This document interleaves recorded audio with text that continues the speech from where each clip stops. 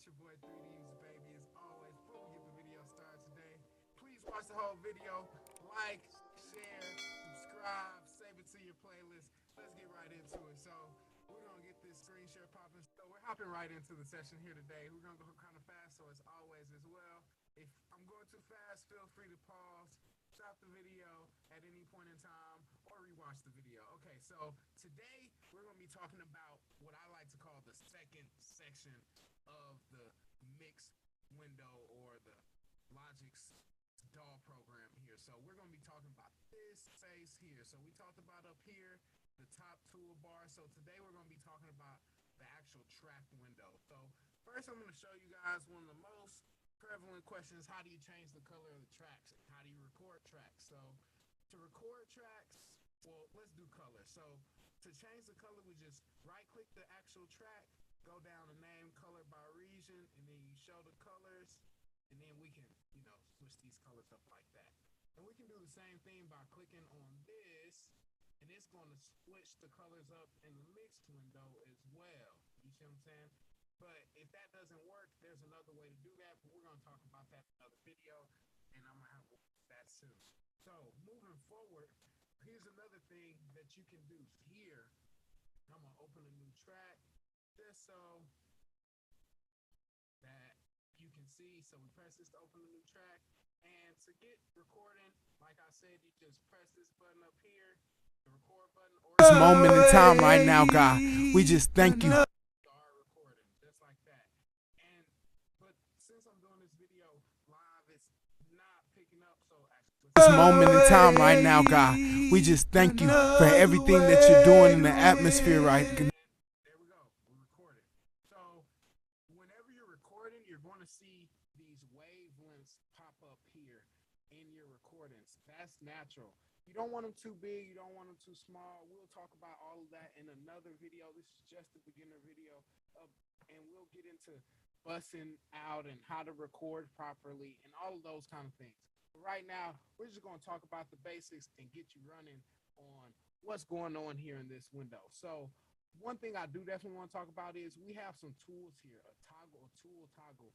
So we have two tools. We have a main tool. So this is like if I'm just using my mouse. And then we have a secondary toggle tool. So if I press command, I can get this tool. And this tool in particular is a marquee tool. You can just hold command and click, and it can cut things up for you real quick. Instead of having to go to the scissors, you can, cut it up all over here. So that's that. Now, there's one other thing I want to show you guys. If you hold down option and click, and then you click again, you can copy or duplicate the section. And this is always cool task for repeat effects or stutter effects or anything like that. But we're going to keep it pressing. Next, I want to show you guys how to get in the automation mode. So I'm showing you this not because it's maybe relevant as a beginner, but it is something that you're going to want to know and understand as you move forward using the program. So the automation, to get to that window, you see you have all your tracks, you just press the A button. Just press A.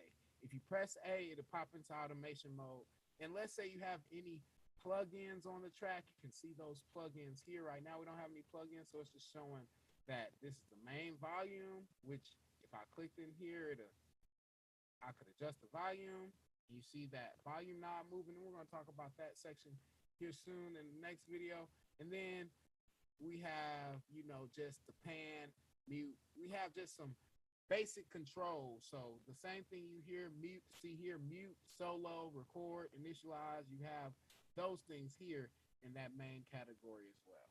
So with that being said, that's all for our video here, talking about the actual track area in Logic Pro X. If you have any questions, as always, please comment, leave a question, a comment.